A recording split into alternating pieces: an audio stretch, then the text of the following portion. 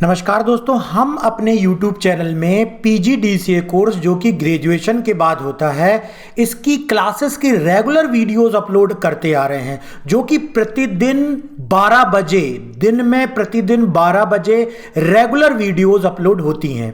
तो यहाँ पर यदि आप रेगुलर क्लास अटेंड करने के साथ साथ PGDCA का डिप्लोमा भी चाहते हैं तो कुछ इस प्रकार का डिप्लोमा आपको हमारे इंस्टीट्यूट से प्राप्त हो जाएगा। इसके लिए आपको प्ले स्टोर में जाकर के ऐप डाउनलोड करना है जिसका नाम है माय कंप्यूटर कोर्स ऐप। इस ऐप को डाउनलोड करने के बाद आपको कुछ इस प्रकार का थंबनेल आप देख लीजिए। स्टोर टैब में इस कोर्स में जाना है जिसका थंबनेल यहां पर दिया गया है, जिसमें PGDCA कोर्स ज्वाइन करने के लिए जो एलिजिबिलिटी है वो ग्रेजुएशन है। मतलब आपका यदि ग्रेजुएशन कंप्लीट हो चुका है तभी आप PGDCA कर सकते हैं। उसके बाद आप हमारे ऐप के माध्यम से ऑनलाइन घर बैठे, जहां पर आपको स्टडी ऑनलाइन कराई जाएगी, आपका एग्जाम भी ऑनलाइन होगा और आपको इंस्टीट्यूट का डिप्लोमा कुछ इस प्रकार से मिल जाएगा जिसमें आपको मार्कशीट भी कुछ इस तरीके से मिल जाएगी। तो यदि आप घर बैठे PGDCA का कोर्स करना चाहते हैं तो वीडियो के डिस्क्रिप्शन में आइए, ऐप डाउनलोड कीजिए। ऐप डाउनलोड करने के बाद PGDCA कोर्स को ज्वाइन कीजिए। कोर्स को ज्वाइन करने के बाद आपको सर्टिफिकेट जो इसका मार्कशीट है और डिप्लोमा है, सबसे पहले तो ईमेल किया जाएगा। उसके बाद इसकी हार्ड कॉपी आपके घर के एड्रेस में स्पीड पोस्ट कर दी जाएगी। अब जब आप इस कोर्स को ज्वाइन करेंगे तो आपको क्या क्या चीजें मिलेगी, चलिए जैसे ही आप ऐप में इस कोर्स में आएंगे, मोबाइल से ही आपको ये ऑपरेट करना है। ऐप को डाउनलोड करने के बाद तो आप ऐप में कंटेंट ऑप्शन में आएंगे। कंटेंट ऑप्शन में देखेंगे कि आपको PGDCA से रिलेटेड कुछ फ्रिक्वेंटली आस्क्ड क्वेश्चन भी दिए गए हैं। इसके अलावा कोर्स के बारे में कंप्लीट डिटेल दी गई है। सबसे पहले बेसिक ट्रेनिंग के वीडियो है जिसमें बेसिक सॉफ्टवेयर के बारे में, पेंट ब्रश, नोटपैड, वर्डपैड के बारे में सिखाया गया है। फिर MS वर्ड के पूरे 34 वीडियो हैं। एक एक टैब के एक एक ऑप्शन को प्रैक्टिकली एक्सप्लेन किया गया है।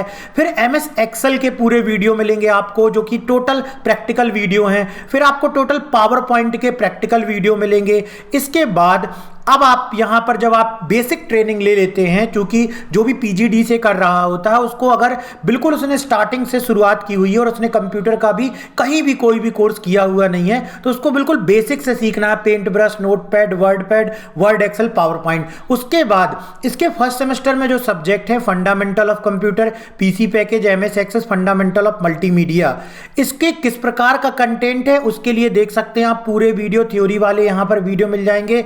उससे रिलेटेड जो नोट्स की PDF है वो भी यहां पर मिल जाएगी। इसके बाद सेकंड सब्जेक्ट है जो आपका PC पैकेज और MS एक्सेस, इसी तरीके से इनके भी पूरे वीडियोस हैं और क्वेश्चन आंसर की PDF है। जब आप सेकंड सेमेस्टर में पहुंचते हैं तो सेकंड सेमेस्टर में भी आप देख सकते हैं कि सेकंड सेमेस्टर में भी आपको internet, IT trend, Corel Draw, tally, DTP, ASP.NET, ये सारे सब्जेक्ट के यहां पर वीडियो भी मिलेंगे और उसकी PDF भी मिलेगी। तो यदि आप PGDCA कोर्स ज्वाइन करके घर बैठे अपना डिप्लोमा मंगवाना चाहते हैं तो वीडियो के डिस्क्रिप्शन में आइए, ऐप डाउनलोड कीजिए और इस PGDCA कोर्स को ज्वाइन कीजिए। जैसे हमारी रेगुलर क्लासेस चलती आ रही थी, आज हम PGDCA के अंतर्गत नेक्स्ट क्लास में आते हैं और समझते हैं कि आगे की क्लास में और क्या चीजें हमको सीखनी चाहिए। तो इस क्लास को पूरा अटेंड कीजिएगा और उसके बाद ऐप डाउनलोड करके सारी चीजें चेक कीजिएगा। आज से हम शुरू करने वाले हैं MS एक्सेल।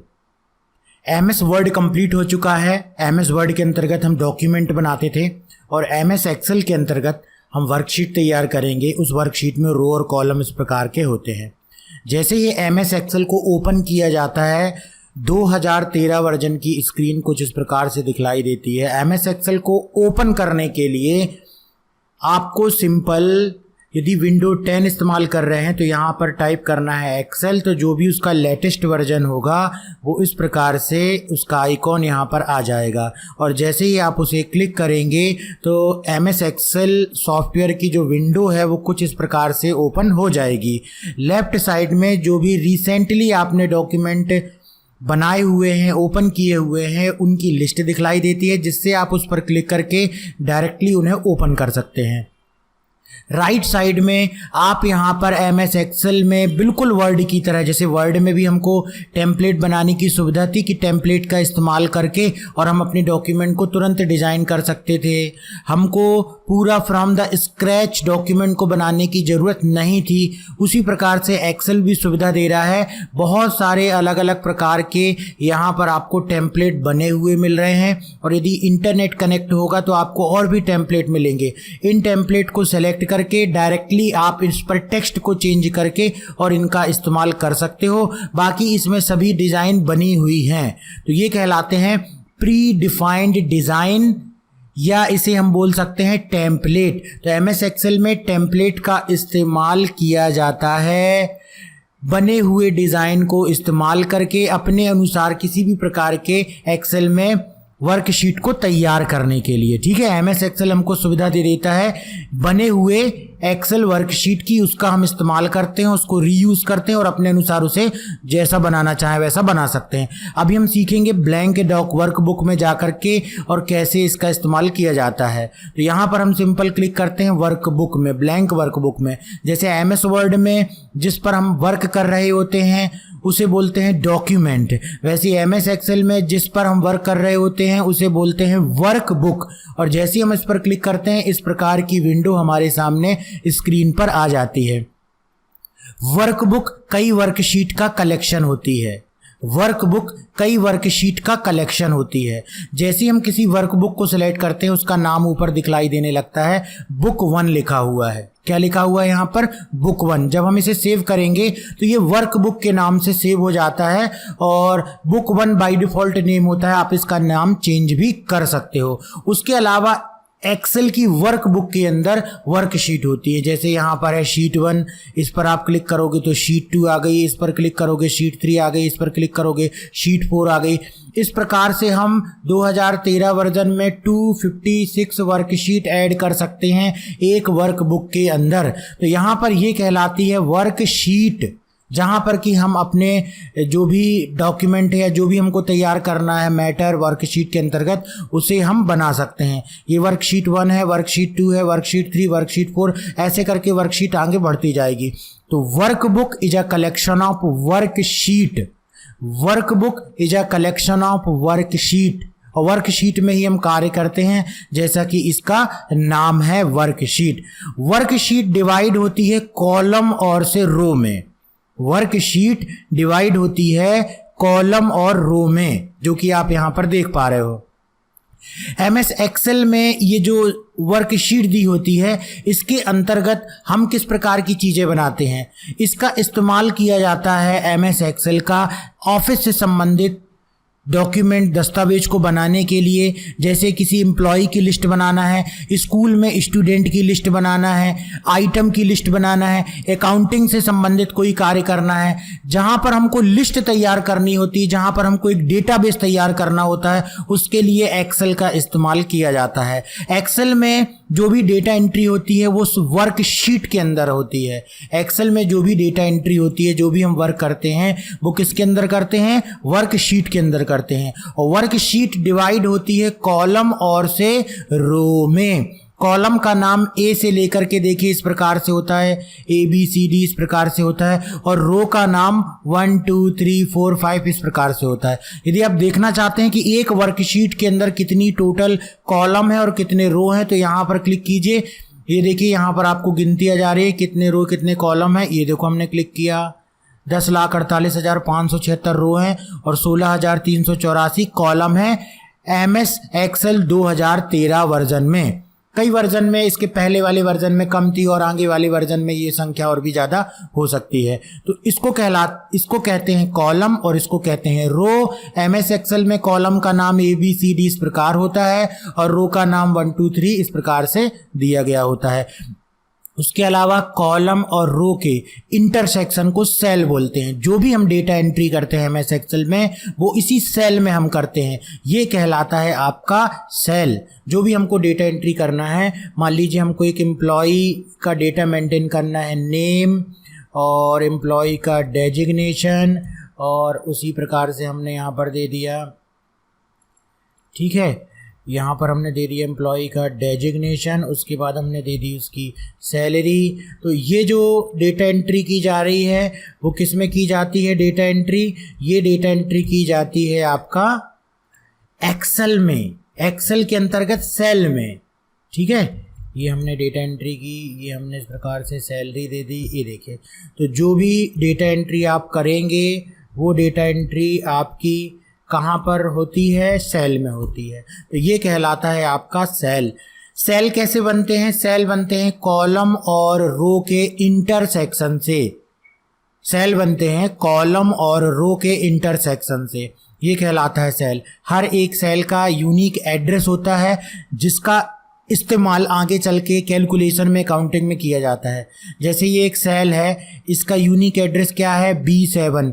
B नंबर का कॉलम है और 7 नंबर की रो है। और ये कहाँ दिखलाई देता है? ये दिखलाई देता है नेम बॉक्स में।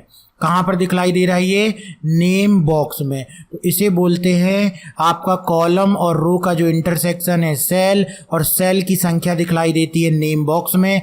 H नंबर का कॉलम और 7 नंबर की रो। तो इस प्रकार से हमने देखा इस भाग के बारे में। इसके बाद यहाँ पर देखिए, इसको बोलते हैं फंक्शन बार या फॉर्मूला बार। फंक्शन बार या फॉर्मूला बार का इस्तेमाल किया जाता है जब भी हम एक्सेल के अंतर्गत कोई भी कैलकुलेशन करते हैं। जैसे हमको यहाँ पर कोई टोटल निकालना है, इन दोनों का टोटल निकालना है। तो देखो हमने यहाँ पर क्या कि जैसे इक्वल टू लगाया तो ये देखो एक्टिवेट हो गया। तो जो भी फॉर्मूला है, फंक्शन है, या तो आप यहाँ पर जाकर के लगा दें या किसी भी सेल में लगाएंगे तो ऑटोमेटिक वो कहाँ दिखलाई देगा? उसका कैलकुलेशन यहाँ दिखलाई देगा। मतलब कि उस फॉर्मूले को हम यहाँ पर भी जाकर कैरिट कर सकते हैं। हमने इस पर क्लिक किया, प्लस का सिंबल लगाया, इस पर क्लिक किया, ये देखिए ये फार्मूला बार में या फंक्शन बार में दिखलाई देता है। तो जो भी फार्मूला या फंक्शन हम आगे चल के एक्सेल में इस्तेमाल करेंगे वो इस फार्मूला बार या फंक्शन बार में इस प्रकार से हम एडिट कर सकते हैं। और जैसे हम एडिट करेंगे तो ये दोनों का टोटल यहाँ पर आ गया। यही मुख्य फंक्शनैलिटी है एक्सेल की कि जहाँ पर हम आसानी से अकाउंटिंग का कार्य, कैलकुलेशन का कार्य बड़ी ही आसानी से कर सकते हैं। उसके अलावा हम और थोड़ा सा ऊपर देखते हैं, ये कहलाता है कंप्लीट एक्सेल में रिबन। जैसे कि आपने एमएस वर्ड में पढ़ा था, रिबन को अलग अलग टैब में बांट दिया गया है। एमएस एक्सेल के अंतर्गत जो भी टैब आती है उनको अच्छे तरीके से याद कर लीजिए। Home tab, insert tab, page layout, formula, data, review और व्यू। अगर आपने एमएस वर्ड अच्छे से सीख लिया है तो बहुत कुछ उससे मिलता जुलता आएगा। जो नई चीज़ें आएंगी उसी को बस आपको अच्छे तरीके से प्रैक्टिस करना होगा। और इन अलग अलग टैब को अलग अलग ग्रुप में बांटा गया है, जैसे एमएस वर्ड में बांटा गया था। फाइल टैब में ये फाइल मेन्यू खुल जाता है। उसके बाद होम टैब के अंतर्गत clipboard, font group, alignment, number, style, cells, editing group आता है। इंसर्ट के अंतर्गत टेबल, इलस्ट्रेशन, एडिंग्स, इन सब के बारे में हम आगे एक एक करके पूरा डिस्कस करेंगे, बहुत अच्छे तरीके से डीपली बतलाएंगे। और आप देख सकते हैं अलग अलग टैब के अंतर्गत अलग अलग ग्रुप दिए गए हैं, सभी का इस्तेमाल हम आगे चल के सीखेंगे। तो यहाँ पर ये कहलाता है आपका कंप्लीट जो पट्टी है ये कहलाती है रिबन। रिबन को अलग अलग टैब में बांटा गया है। इन टैब को अलग अलग ऑप्शन के ग्रुप में बांटा गया है, क्लिपबोर्ड ग्रुप, फॉन्ट ग्रुप। और इन ग्रुप के अंदर जो ऑप्शन होते हैं उसी का इस्तेमाल आपको करना सीखना है। और जब आप उसका इस्तेमाल करना सीख जाते हैं तो आप एक्सेल में अच्छे तरीके से काम करना सीख जाते हैं। एक्सेल में कहीं भी आपको जॉब के अंतर्गत कोई भी एक्सेल में वर्कशीट तैयार करनी है, टाइम टेबल है ना, आपको कोई एम्प्लॉय का डेटाबेस तैयार करना है, स्टूडेंट का डेटाबेस तैयार करना है, कुछ भी आपको बिलिंग तैयार करनी है, कुछ भी आपको एक्सेल में तैयार करना है, तो यहाँ पर जब भी आप डेटा एंटर करेंगे तो उस डेटा एंटर को फॉर्मेट करने, उसकी फॉर्मेटिंग करने के अलावा अकाउंटिंग करने और बहुत सारे ऑप्शन आपको इन्हीं जो है टैब के अंतर्गत जो ग्रुप दिए हुए हैं उनके अंदर आपको ऑप्शन इस्तेमाल करने होंगे। तो उन ऑप्शन का इस्तेमाल आपको अच्छे तरीके से आना चाहिए। तो पूरी क्लासेस को हमारा अटेंड कीजिए, पूरे वीडियोस को अटेंड कीजिए और उसके बाद आप बड़ी आसानी से एक्सेल में काम कर पाओगे। तो इसके अलावा हम ऊपर चलते हैं तो ये देखते हैं इसको कहते हैं quick access tool bar. Quick access tool bar क्यों बोलते हैं इसको क्विक एक्सेस टूल बार? जैसे हमको एक्सेल में बार बार इसके सेल में कलर फिल करना होता है कई जगह, तो हम चाहते हैं कि ये हमको यहाँ पर कहीं ढूंढना ना पड़े, ये ऊपर क्विक एक्सेस टूल बार में ऐड हो जाए। तो जैसे हम क्लिक करेंगे तो यहाँ क्लिक करेंगे तो ये ऊपर ऐड हो जाएगा। तो ये ऊपर ऐड हो गया, कहाँ पर आ गया ये क्विक एक्सेस टूल बार में, इस प्रकार से ये यहाँ पर आ गया है। अब इसके कारण क्या होगा कि यहाँ पर ऐड हो जाएगा क्विक एक्सेस टूल बार में। अब जब कभी हमको इस प्रकार से कहीं पर कलर फिल करना है तो हमको कहीं ढूंढने की ज़रूरत नहीं है, क्विक एक्सेस टूल बार में हमको मिल जाएगा। सिंपल हमको उसको क्लिक कर देना है, वो हम इस्तेमाल कर सकते हैं उस ऑप्शन को। इसी प्रकार से किसी भी ऑप्शन को यदि आपको क्विक एक्सेस टूल बार में ऐड करना है, उस पर राइट क्लिक कीजिए, add to quick access tool bar, यहाँ पर ऐड हो जाएगा। हटाना है, राइट क्लिक कीजिए, इस प्रकार से ये जो है वो रिमूव हो जाएगा। ठीक है, तो ये कहलाता है आपका quick access tool bar. Quick access tool bar को हम देखो इस प्रकार से क्लिक करते हैं तो भी कुछ ऑप्शन आते हैं, जहां क्विक एक्सेस टूल बार में जो यहाँ पर आपको राइट का सिंबल दिखलाई दे रहा है, मतलब कि वो ऑप्शन यहाँ पर ऐड है, और इस पर हम क्लिक करेंगे तो देखो वो सिंबल ऐड हो जाएंगे। न्यू ऑप्शन ऐड हो गया, ओपन ऐड हो गया, ईमेल का ऐड हो गया। और यदि इसको हटाना इस प्रकार से क्लिक कर देंगे। क्विक एक्सेस टूल बार को हम शो बिलो द रिबन नीचे भी लगा सकते हैं, और इसे हम अबव रिबन भी लगा सकते हैं। ठीक है, सो अबव द रिबन, ये इस तरीके से यहाँ पर पहुँच गया। ये कहलाता है quick access tool bar. Title bar में हमारी वर्कबुक का नाम दिखलाई दे रहा है। बाय डिफ़ॉल्ट वर्कबुक का नाम है बुक 1। जब हम इसको सेव करेंगे यहाँ पर नाम चेंज हो जाएगा और नाम बदल जाएगा। इसके अलावा ये कहलाता है ऑप्शन बार, जहाँ पर ये मिनिमाइज बटन है, मैक्सिमाइज बटन है, क्लोज बटन है, और ये ऑप्शन बटन है, डिस्प्ले बटन जिसको बोलेंगे। इसका इस्तेमाल आपने एमएस वर्ड में सीख लिया है। ठीक है, एक बार और बतला देते हैं। ऑटो हाइड रिबन, जब आप वर्क कर रहे होते हैं, आप चाहते हैं रिबन ऑटोमेटिक हाइड हो जाए, तो इस पर क्लिक करने से रिबन ऑटोमेटिक हाइड हो जाएगी। शो टैब में क्लिक करेंगे तो केवल टैब दिखलाई देगा, रिबन दिखलाई नहीं दे रहा है। और जैसे ही हम टैब में किसी टैब में क्लिक करेंगे तभी रिबन हमको दिखलाई देगा। और शो टैब एंड कमांड में क्लिक करेंगे तो सभी चीज़ें बाई डिफ़ॉल्ट जैसा दिखलाई दे रहा था, सभी टैब दिखलाई दे रहे थे, सभी ऑप्शन दिखलाई दे रहे थे, इस प्रकार से सभी ऑप्शन दिखलाई देंगे। उसके बाजू में दी गई है हेल्प की बटन। हेल्प की बटन से हम एमएस एक्सेल से संबंधित यदि कोई ऑप्शन हमको समझ में नहीं आ रहे हैं तो माइक्रोसॉफ्ट ने हेल्प ऑप्शन दिया हुआ है, यहाँ पर जाकर के हम टाइप करके और अपने उस ऑप्शन का इस्तेमाल जो है सीख सकते हैं। पूरी हेल्प बताई हुई है माइक्रोसॉफ्ट ने अपने अंतर्गत, जो भी ऑप्शन आ रहे हैं एक्सेल में सबके डिटेल जानकारी इस हेल्प फाइल के अंतर्गत दी हुई है। तो अब एक एक करके हमको सभी टैब और रिबन के ऑप्शन को समझ लेना है और इनकी प्रैक्टिस कर लेना है, बस हम हो जाएंगे एक्सेल में एक्सपर्ट। तो सबसे पहले दिया गया है फाइल टैब, सबसे पहले दिया गया है फाइल टैब। तो जैसा कि इसका नाम है, एमएस वर्ड में भी आपने किया हुआ था, जैसा कि इसका नाम है, फाइल से संबंधित सभी ऑप्शन दिए गए हैं। फाइल मतलब यहाँ पर क्या हो गई, आपकी वर्कबुक हो गई। कैसे आप यहाँ पर नई वर्कबुक बना सकते हो। पहला ऑप्शन है इन्फो में दिया गया है वर्कबुक का साइज, टाइटल टैग जो कि अभी डिफाइन नहीं है इसलिए यहाँ पर दिखलाई नहीं दे रहा है। उसके अलावा प्रोटेक्ट है, यदि आप अपनी वर्कबुक को प्रोटेक्ट करना चाहते हो, वर्कबुक में कोई एरर तो नहीं है उसे चेक करना चाहते हो, वर्कबुक के वर्जन को चेक करना चाहते हो। Pick what user can see when this workbook views on the web, web में आपकी वर्कबुक कैसी दिखलाई देगी वो आप यहाँ से देख सकते हो। आगे चल के और डिटेल में हम एडवांस में थोड़ा सा जाएंगे तो इन ऑप्शंस को एक एक करके और डिटेल में समझेंगे। न्यू वर्कबुक बनाने के लिए जब हम अपने एक्सेल को ओपन करते हैं तो बाय डिफ़ॉल्ट जो विंडो आती है वो इसी प्रकार से विंडो आती है जिसके बारे में शुरू में हमने समझा था। ब्लैंक वर्कबुक को सिलेक्ट करके हमने अपना काम शुरू किया था। उसके अलावा यहाँ पर एक्सेल में बहुत सारे टेम्पलेट होते हैं, उनका इस्तेमाल करके भी हम अपनी वर्कबुक में अपना डेटा तैयार कर सकते हैं। ओपन जो बनी हुई वर्कबुक है उसे आप यहाँ से जा करके ओपन कर सकते हैं। देखिए जो भी वर्कबुक रिसेंटली हमने बनाई हुई थी सभी वर्कबुक दिखलाई दे रही है। एमएस एक्सेल 2013 वर्जन से वन ड्राइव की सुविधा दे दी है। एमएस एक्सेल के अंतर्गत माइक्रोसॉफ्ट ने वन ड्राइव एक गूगल ड्राइव की तरह होता है, ये आपको क्लाउड में स्पेस दे देता है ताकि आप अपनी फाइल को स्टोर कर सको।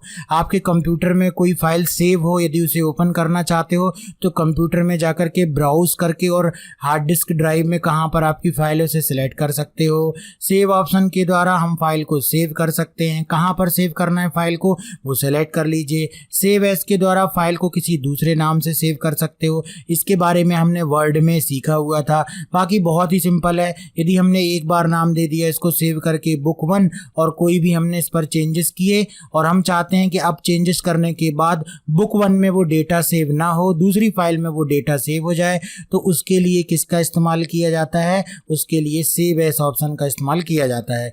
प्रिंट में हम आते हैं, देखो एमएस एक्सेल में जो प्रिंट प्रीव्यू है 2013 वर्जन में वो साइड में दिखलाई देने लगा और प्रिंट से संबंधित सारे ऑप्शन यहाँ पर आपको दिखलाई देने लगे, जबकि इसके पुराने वर्जन में, इसके पहले वाले वर्जन में 2007 में आपको प्रिंट प्रीव्यू अलग दिखलाई देता है और प्रिंट से संबंधित ऑप्शन अलग दिखलाई देते हैं।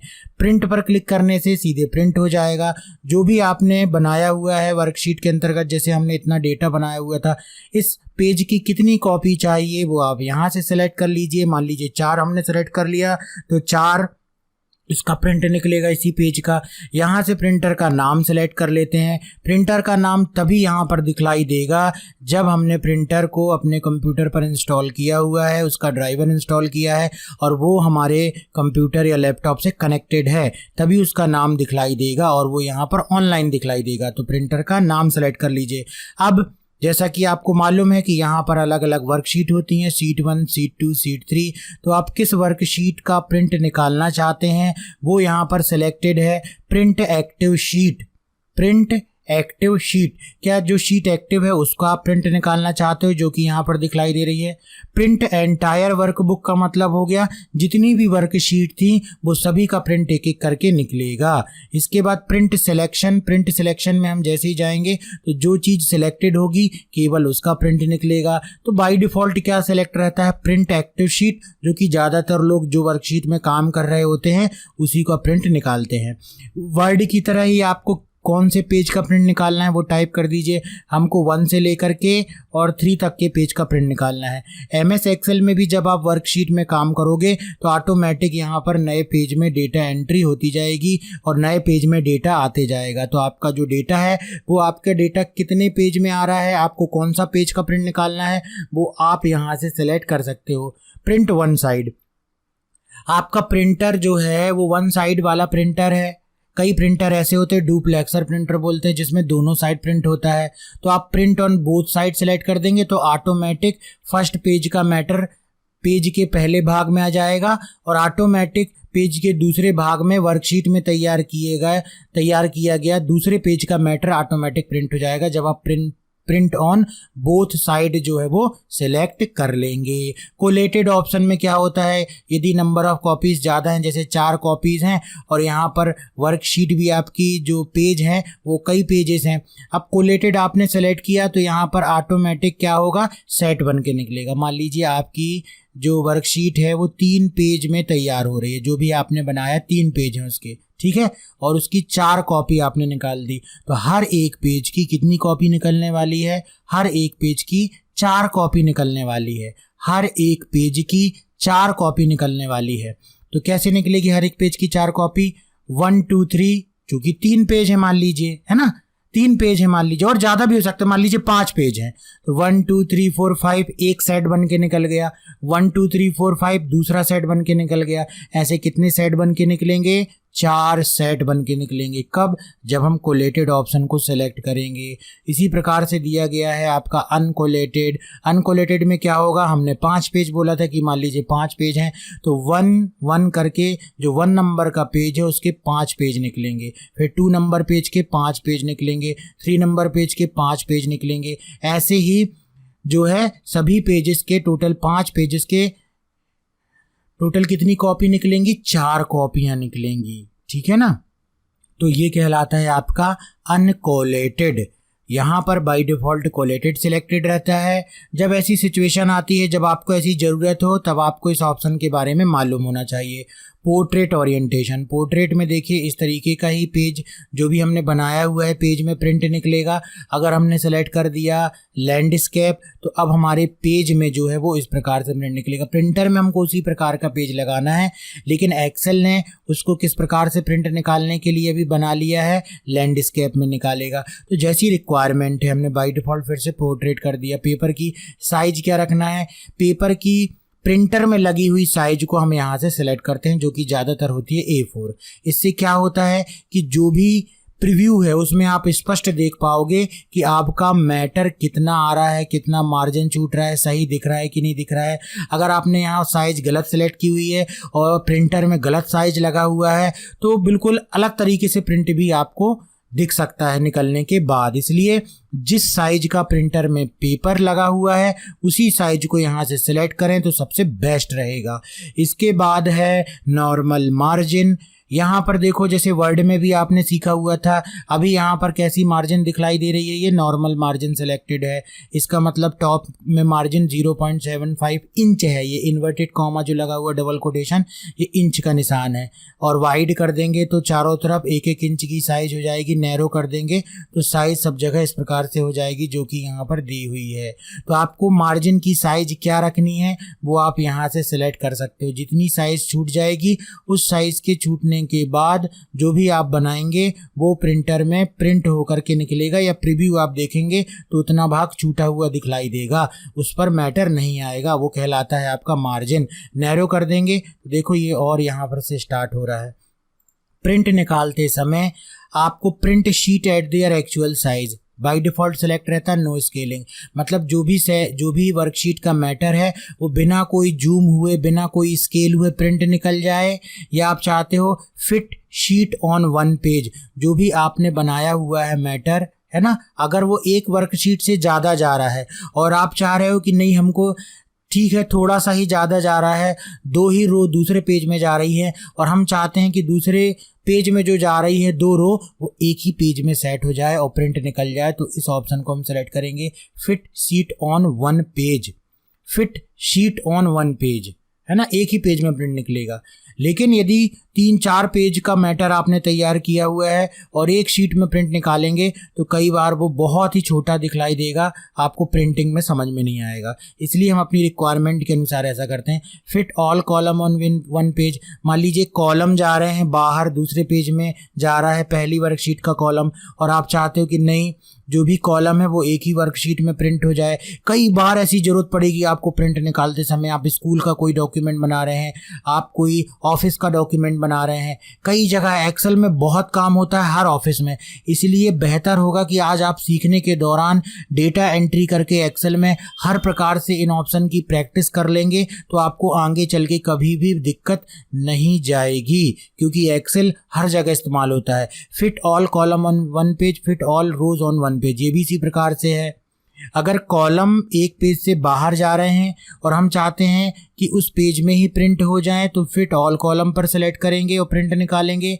फिट ऑल रोज, यदि 2-3 रो का मैटर बाहर जा रहा है दूसरे पेज में जा रहा है लेकिन हम चाहते कि नहीं इसको तो हमको एक ही पेज में प्रिंट देना है, तो आप इसे सेलेक्ट कर सकते हैं। तो जो एक्स्ट्रा पेज जा रहा है रो का बाहर वो एक ही पेज में प्रिंट हो जाएगा।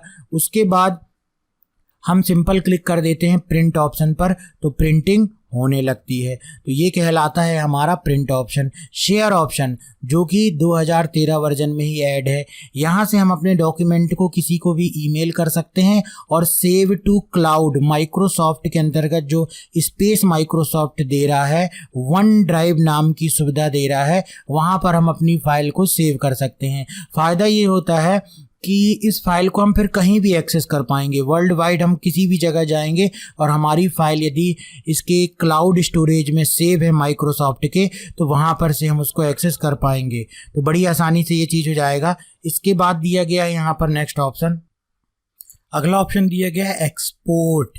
जैसे हम एक्सपोर्ट ऑप्शन पर जाएंगे, देखिए एक्सेल के अंतर्गत बनाई गई फाइल को आप यहाँ पर 2013 वर्जन से डायरेक्टली पीडीएफ या एक्सपीएस डॉक्यूमेंट में सेव कर सकते हो, एक्सपोर्ट कर सकते हो। देखो डायरेक्टली इसकी ज़रूरत बहुत ज़्यादा पड़ती है, पीडीएफ में ही ज़्यादातर लोग ईमेल करते हैं अपनी बनाई गई एक्सेल की फ़ाइल को, या इंटरनेट में अपलोड करते हैं किसी प्रकार के डेटा को, तो उसके लिए फ़ाइल को पीडीएफ में बनाना होता है। तो एमएस एक्सेल 2013 वर्जन में फ़ाइल को डायरेक्टली पीडीएफ वर्जन पर हम क्या कर सकते हैं, एक्सपोर्ट कर सकते हैं। उसके अलावा यहाँ पर अलग अलग फ़ाइल के टाइप दिए गए हैं, ये देखो अलग अलग टाइप दिए गए हैं।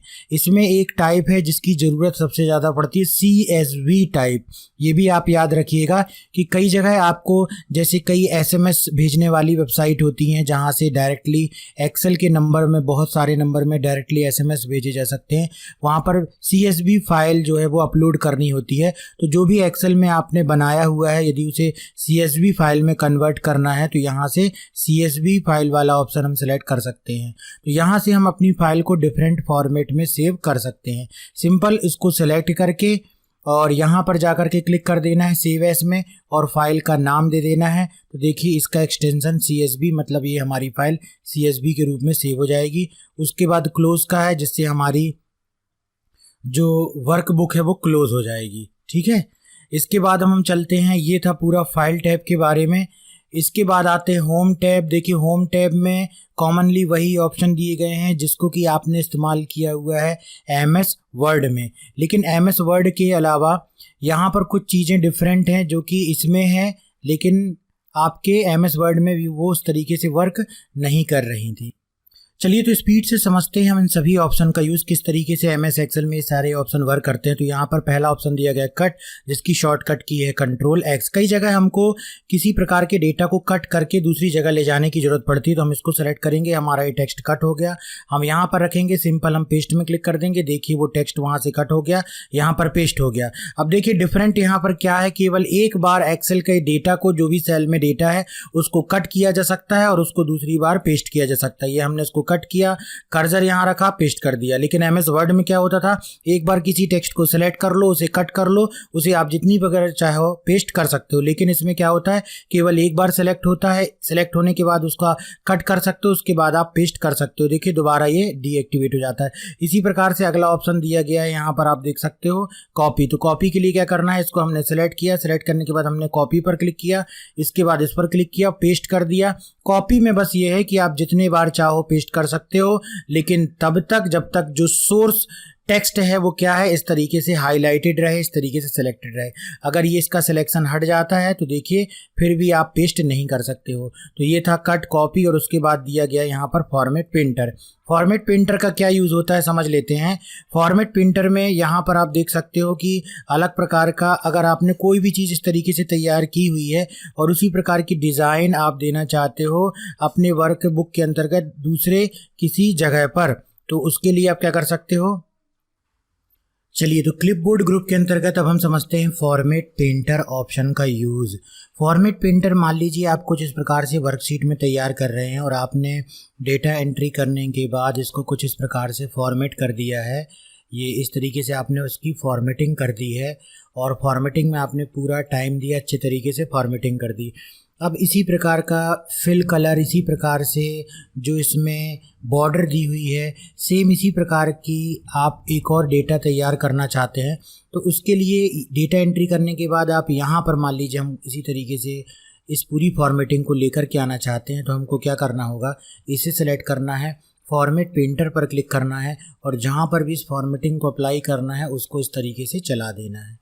तो इससे क्या होगा, सेम ये जो फॉर्मेटिंग है वो दूसरी जगह सेम फॉर्मेटिंग ला देगा, जिससे हम किस चीज़ से बच गए। देखो हमने इसको पहले सेलेक्ट किया, फिर इसका कलर फिल किया, फिर हमने बॉर्डर दिया, उस चीज़ से बच गए, हमारा टाइम बच गया। हमने तुरंत उस चीज़ को दूसरे में यदि हमको अप्लाई करना है तो वैसा हम फॉर्मेट पेंटर कर सकते हैं। देखो फिर से इसको हमने सेलेक्ट किया, फॉर्मेट पेंटर में क्लिक किया। मान लीजिए इसी प्रकार की टेबल नीचे भी बनाना है हमको, तो हमने इतने भाग को सेलेक्ट कर लिया और ये देखिए इसी प्रकार की टेबल यहाँ पर बन गई है ना।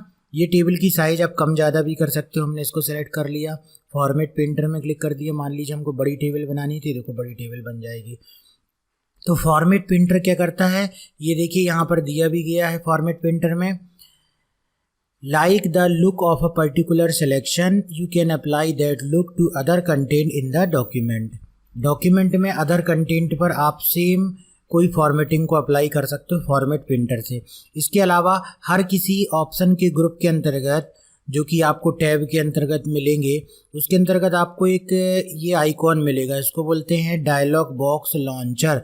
जैसे ही हम इस पर क्लिक करते हैं और भी ऑप्शन आता है। जैसे इस ग्रुप पे हमने क्लिक किया तो ये क्लिपबोर्ड वाला ऑप्शन यहाँ पर आ रहा है, ठीक है। तो इसका भी यूज़ समझ लेते हैं। कई जगह आपको कुछ इस प्रकार से डेटा एंट्री करने की ज़रूरत पड़ सकती है, जैसे कि आपने यहाँ पर दे दिया नेम, यहाँ पर आपने दे दिया मान लीजिए सिटी, और यहाँ पर आपने दे दिया डेजिग्नेशन, है ना। उसके बाद ये देखिए जैसे ये बाहर जा रहा है ना, मैंने यहाँ पर जाकर के डबल क्लिक कर दिया तो ऑटोमेटिक उसने सिलेक्शन पूरा कर लिया। हमने यहाँ पर दे दिया नाम, हमने यहाँ पर सिटी दे दी, इस प्रकार से हमने यहाँ पर डेजिग्नेशन दे दी। अब इसी प्रकार से इसमें किसी टेक्स्ट को यदि हम इसको सिलेक्ट कर लेते हैं और सिलेक्ट करने के बाद यदि इसे हम कॉपी कर लेते हैं, तो जैसे हम कॉपी करते हैं अब ये क्लिप बोर्ड में आ गया। अब इसकी ज़रूरत जहाँ भी हमको पड़ती है, मान लीजिए यहाँ हमको इसकी ज़रूरत पड़ रही है, हमने इस पर क्लिक कर दिया, देखो ये यहाँ पर पेस्ट हो गया। यहाँ पर ज़रूरत पड़ रही है, यहाँ पर पेस्ट हो गया। इसी प्रकार से दूसरी कोई सिटी हमने लिख दी यहाँ पर। इसी प्रकार से यहाँ पर हमने कोई कुछ और टेक्स्ट लिख दिया और उस टेक्स्ट को हमको दूसरी जगह इस्तेमाल करने के लिए इसको हमने सेलेक्ट किया। और या तो हम कॉपी कर लेंगे तो भी ये क्लिप बोर्ड में आ जाएगा, या तो किसी टेक्स्ट को हम जा कर के यहाँ से कट कर लेंगे तो भी जो है ये कहाँ पर आ जाएगा, यहाँ पर आ जाएगा। ठीक है, तो चाहे कट करो चाहे कॉपी करो, क्लिप बोर्ड में ये आते जाता है। आप इसको जहाँ इस्तेमाल करना चाहो बस आप क्लिक करोगे, ये उस सेल पर पेस्ट हो जाएगा। तो बार बार किसी डेटा को यदि आप कहीं पेस्ट करना चाहते हो और वो डेटा अलग अलग प्रकार का है, उस डेटा को आप चाहते हो कि कोई ऐसी लोकेशन है MS एक्सेल में जहाँ पर कि वो सभी सेल के डेटा क्लिप होते जाए, आप जब उसको ज़रूरत पड़े बस आपको पेस्ट कर दो आप क्लिक, तो वो पेस्ट हो जाए। इससे फ़ायदा ये हो रहा है कि आपको इन चीज़ों को तुरंत कॉपी पेस्ट नहीं करना पड़ रहा है। सारी चीज़ें कॉपी पेस्ट करके आप क्लिप बोर्ड में क्लिप कर सकते हो। क्लियर ऑल में क्लिक करोगे ये क्लियर हो जाएगा, पेस्ट ऑल में क्लिक करोगे तो जहाँ भी सेल होगा वो देखो इस तरीके से ऑटोमेटिक पेस्ट हो गया। जैसी सीक्वेंस यहाँ पर दी गई उसी तरीके से ये पेस्ट हो जाता है। तो ये था क्लिप बोर्ड का यूज़। क्लियर ऑल कर देंगे तो ये क्लियर हो जाएगा, इसको हमने बंद कर दिया। इसके बाद आता है हमारा फॉन्ट ग्रुप। फॉन्ट ग्रुप बिल्कुल MS वर्ड की तरह है। कोई भी टेक्स्ट जब आप यहाँ पर बना रहे हो और उस टेक्स्ट में यदि आपको किसी प्रकार से कोई फॉर्मेटिंग देनी है तो आप क्या कर सकते हो, आप इसे सिलेक्ट कर सकते हो। सिलेक्ट करने के बाद आप यहाँ से जा कर के, ठीक इसे समझने के लिए हमने कुछ इस तरीके से टेक्स्ट टाइप कर लिया और मान लीजिए चलिए हम शीट 2 में आ जाते हैं और स्पष्ट तरीके से यहाँ बतला देते हैं। यहाँ पर हमने लिख लिया नेम कोर्स और फिर इस तरीके से लिख लिया। मान लीजिए हम स्टूडेंट की एक टेबल बना रहे हैं और उस पर हम इस तरीके से हम टेबल बनाने की वजह से फॉर्मेट करना चाहते हैं। इसे हमने सेलेक्ट कर लिया। इसका फॉन्ट जैसा आप देना चाहो फॉन्ट दे सकते हो, है ना। अब देखो ये सेल के बाहर जा रहा है, डबल क्लिक कर दिया इस तरीके से आ गया। साइज़ वगैरह जो हम चेंज करना चाहते हैं यहाँ से साइज़ चेंज कर सकते हैं। मैक्सिमम साइज़ 72 है। उसके अलावा आप यहाँ से साइज़ को सेलेक्ट कर सकते हो। क्लिक करोगे तो जो सेल का डेटा है वो इस तरीके से आ जाएगा। इसके अलावा 72 से ज़्यादा साइज़ लेना है तो डायरेक्टली आप टाइप भी कर सकते हो। ये देखो कई बार ऐसी भी ज़रूरत पड़ सकती है ना, आप डायरेक्टली टाइप भी कर सकते हो। कम करना है आप यहाँ से डायरेक्टली टाइप करके कम भी कर सकते हो। उसके अलावा यहाँ से भी क्लिक करके साइज़ को बढ़ाया जा सकता है। और देखो यहाँ से क्लिक कर रहे हैं तो मैक्सिमम 72 जा रहा है। ऐसे यहाँ से हम क्लिक करके इसको कम भी कर सकते हैं। ठीक है, टेक्स्ट को यहाँ से बोल्ड किया जा सकता है, यहाँ से इटैलिक देखो थोड़ा सा तिरछा हो गया, यहाँ से अंडरलाइन हो गया। ये रिक्वायरमेंट के अनुसार है, आपने MS वर्ड में इसका इस्तेमाल किया भी हुआ है इस फॉर्मेटिंग ऑप्शन का। बस एक बार मेरे को इसको बतलाना है आपको। उसके बाद देखिए जो भी डेटा आप तैयार कर रहे हो उस डेटा में बाय डिफ़ॉल्ट एक्सेल में ये लाइंस तो दिख रही हैं टेबल की तरह, लेकिन जब हम प्रिंट करते हैं तो हमारे पास ऑप्शन होता है कि हम इन ग्रिड लाइन को प्रिंट करना चाहते हैं कि नहीं करना चाहते हैं। उसके अलावा भी हम इस पर बॉर्डर दे सकते हैं। बॉर्डर देने के लिए यहाँ पर नेक्स्ट ऑप्शन दिया गया है। ये देखो सारे बॉर्डर से रिलेटेड ऑप्शन दिए गए हैं। यहाँ से केवल बॉटम की बॉर्डर आ गई। अब इस चीज़ को आप पर्टिकुलर पूरे एक भाग में सेलेक्ट करके भी अप्लाई कर सकते हो, या जैसे ये सेल है, ठीक है, इस सेल में हमको केवल बॉटम की बॉर्डर चाहिए। देखो बॉटम बस की बॉर्डर आ जाएगी। ये अभी हमारा बॉटम बॉर्डर वाला ऑप्शन सिलेक्टेड है। इसके अलावा यदि हमको इसके चारों तरफ बॉर्डर चाहिए या टॉप में बस बॉर्डर चाहिए, देखो इस पर क्लिक करेंगे तो देखो टॉप में बस बॉर्डर आ गई। तो ये सब रिक्वायरमेंट के अनुसार डिज़ाइन डालने के अनुसार आप कर सकते हो। ऑल बॉर्डर चाहिए तो ऑल बॉर्डर आ जाएगी। मान लीजिए हमने सबको सिलेक्ट कर लिया और सिंपल सबसे ज़्यादा ज़रूरत पड़ती है ऑल बॉर्डर की, तो ये कम्प्लीटली बॉर्डर आ जाती है। तो यहाँ पर देखो अलग अलग तरीके दिए गए हैं बॉर्डर के। जहाँ पर भी आप कर्सर रखोगे, आपने बॉटम डबल बॉर्डर दे दी, बॉटम में डबल बॉर्डर आ जाएगी। आपने टॉप एंड बॉटम बॉर्डर दे दी या टॉप एंड बॉटम बॉर्डर आ जाएगी। आपने इस तरीके से अलग अलग प्रकार की बॉर्डर जो भी देना चाहते, थिक बॉटम बॉर्डर दे दी, थिक बॉटम बॉर्डर आ जाएगी। तो एक बार प्रैक्टिस ज़रूर कर लें इस चीज़ की, ताकि आगे कभी ज़रूरत पड़े तो आपके दिमाग में वो याद रहे कि हाँ एक्सेल में ऐसा ऑप्शन है जिसके द्वारा कि हम बॉर्डर अलग प्रकार से जैसा देना चाहें वैसा दे सकते हैं।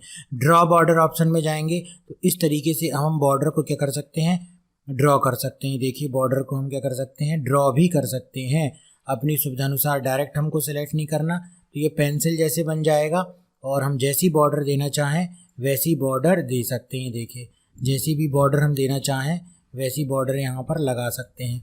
इसके अलावा आप देख सकते हो ड्रॉ बॉर्डर ग्रिड, जैसे हम इस पर क्लिक करेंगे और देखो पेंसिल के साथ एक ग्रिड भी बन गया। बस आप चलाते जाइए, बॉर्डर बनते जाएगा। जब आप प्रिंट निकालोगे तो ये बॉर्डर भी प्रिंट होगी। इसके अलावा है इरेज बॉर्डर पर क्लिक करेंगे, इरेजर बन जाएगा। जहाँ जहाँ हमको बॉर्डर नहीं चाहिए वहाँ से हम इरेज कर सकते हैं। लाइन पर जो भी बॉर्डर आपने कलर सेलेक्ट कर लिया है, अब जब आप बॉर्डर बनाएंगे तो उस तरह का कलर बॉर्डर पर बनते जाएगा। ठीक है, जो भी आपने यहाँ से कलर सेलेक्ट किया हुआ है। लाइन की स्टाइल आपको कैसी चाहिए, लाइन की स्टाइल सेलेक्ट कर लीजिए और जब बॉर्डर बनाएंगे तो उसी तरीके की लाइन बनती जाएगी। तो ये सारी चीज़ें आप अपने MS एक्सेल इंस्टॉल करके अपने कंप्यूटर पर इन चीज़ों को एक बार ज़रूर चला करके देखें, तभी आपको कभी ज़रूरत पड़ेगी तो वो चीज़ याद होगी। इसके अलावा यहाँ पर दिया गया है मोर बॉर्डर ऑप्शन।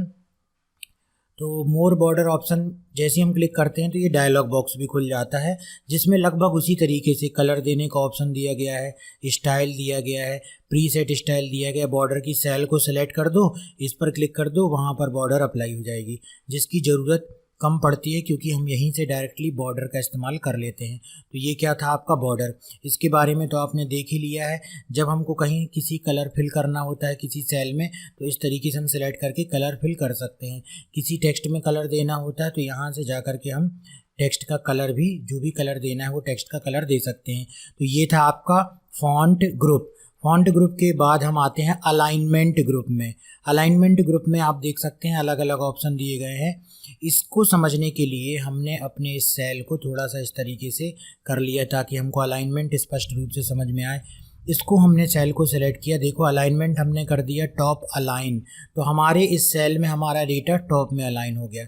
सेंटर अलाइन, तो क्या हो गया, ये हॉरिजॉन्टली काम कर रहा है सेंटर, और ये कहाँ चला जाएगा, बॉटम में। ये देखो सेंटर में चला गया, लेफ्ट में चला गया।